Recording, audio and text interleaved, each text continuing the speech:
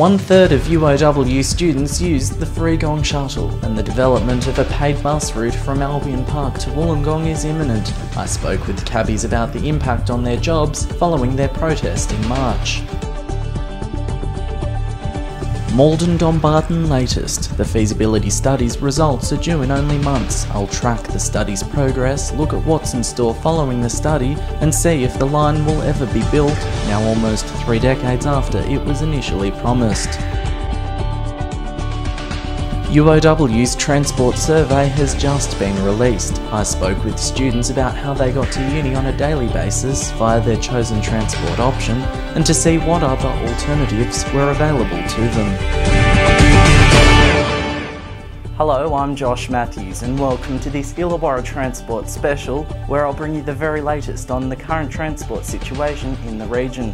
I'll bring you those stories and more shortly, but first to an ongoing issue in the Illawarra that many commuters are faced with on an all too frequent basis.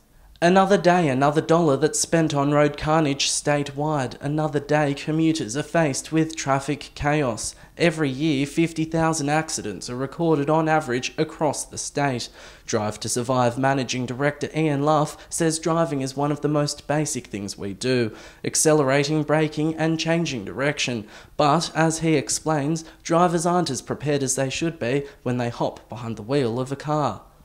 We believe that getting a driver's licence in this state of New South Wales is way too easy. Simply doing a reverse park, a three-point turn, a lap round the block on a sunny day might be all very well and good, but it has nothing to do with the real world of knowing how to drive to survive. The RTA refused to comment on camera, but told UOW TV in a statement the RTA takes road safety seriously and is prepared to make the tough decisions necessary to keep new drivers and other motorists safe on our roads. The fact remains P-platers are almost 4 times more likely to have an accident than a full licensed driver. In 2009, 20% of all drivers and motorcycle riders involved in fatal crashes were aged 17 to 25, but this age group only accounted for 14% of licence holders. But a driver to survive has to be a 5-star driver, and sadly most people do not have those skills because they've learnt from mum and dad, few learner driving lessons and driven round the block. Most drivers tragically drive round the block on a sunny day, and in a perfect world that's great, but as we know they put rubbers on pencils because humans make mistakes. You can't get the eraser out at the scene of the accident and say, hey, I'm really sorry that I crashed into you, it was the car's fault. It's not the car's fault, it's a people problem, and what governments have to do is embrace their responsibility as a government to say we must work together to save our most precious resource, which is human life. With as many as 2,000 students travelling by car to the University of Wollongong every day from across Sydney and the Illawarra, this is an issue that strikes right at the heart of its students. A recent survey revealed more than half of students who travel by car to Wollongong every day are from southern Sydney. Already, this autumn session has seen 3 major pile-ups on Mount Ousley involving mainly university students. UOW student from Campbelltown Scott Bailey recounts his experience driving down Mount Ousley. Last year, he had an accident on his way to uni, which he says, with better preparation, he could have perhaps avoided. Yeah, so pretty much I was coming down to uni. We got that part where 3 lanes he comes to.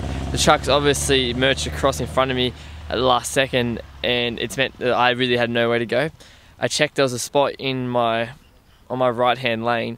There was a car in front of me, but there was room for me to merge into, so I pretty much had to go, otherwise I was going to end up under a truck. So I started merging the blind spot. It was fine to go.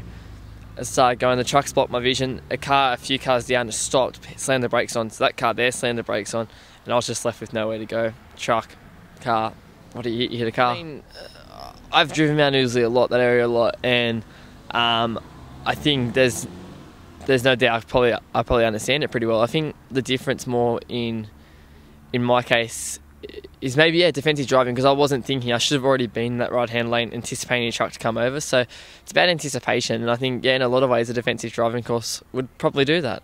According to Ian Luff, with each day that goes by, drivers are no more educated about the on-road risks they face on a daily basis.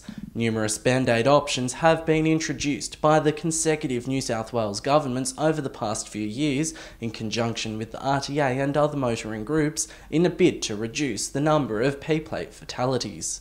Most notably, in January 2007, a comprehensive learner-driver package was introduced.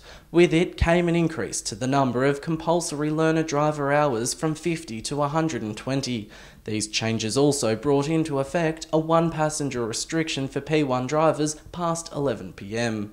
The RTA said at the time, increasing the supervised driving hours is expected to significantly improve the driving abilities of learners, which will make our roads safer for everyone.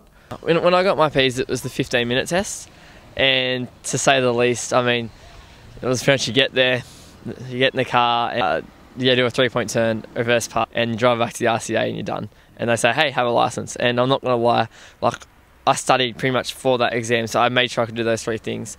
And the first 6 months I was on the road, I was pretty scary to be with, I reckon. I was ordinary. I was very ordinary. I know my friends used to say, they'd be like, okay, whoever's in the front seat with Bailey, that's like, you're a second driver because you have to keep your eyes on the road and you have to grab the wheel sometimes. I'd like to think now I'm a better driver.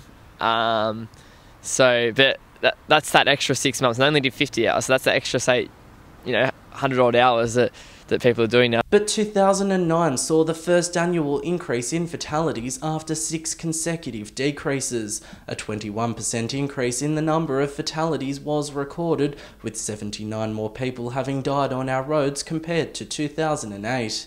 If more people were made to ride a motorcycle or a motor scooter, you'd find that the road toll would be a lot less, because people realise that there's more risk in riding a bike because you're exposed to the elements. So I think the government need to say, we're looking at the answer to the problem. It's right in our face.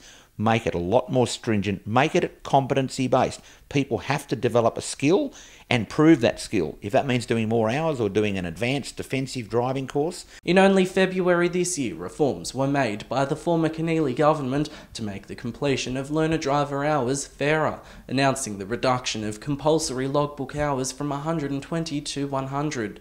The Shadow Roads Minister at the time, Andrew Stoner, said in a statement, "All the evidence tells us young drivers are most at risk immediately following licensing for individual driving. Yet, Roads Minister David Borger isn't lifting a finger to change that. With young drivers still overrepresented in crash statistics, it's clear we need a new approach to road safety."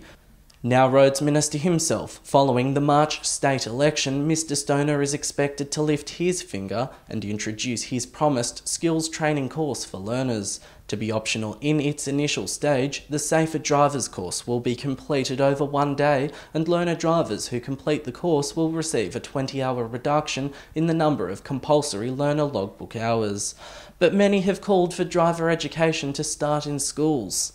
Well, in the real world, as I mentioned, that the environment is changing all the time. Weather conditions are a classic example. On a wet road, most people have never been into a skid to know what to do. And what tends to happen is human beings go into panic mode or fright mode.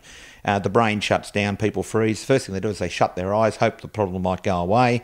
But as we know, in the real world, it doesn't. So we really have to lift our thinking about the way we educate. And when we send young people to school for a very long period of time through kindergarten, primary school, secondary school, some even go on for further education in university.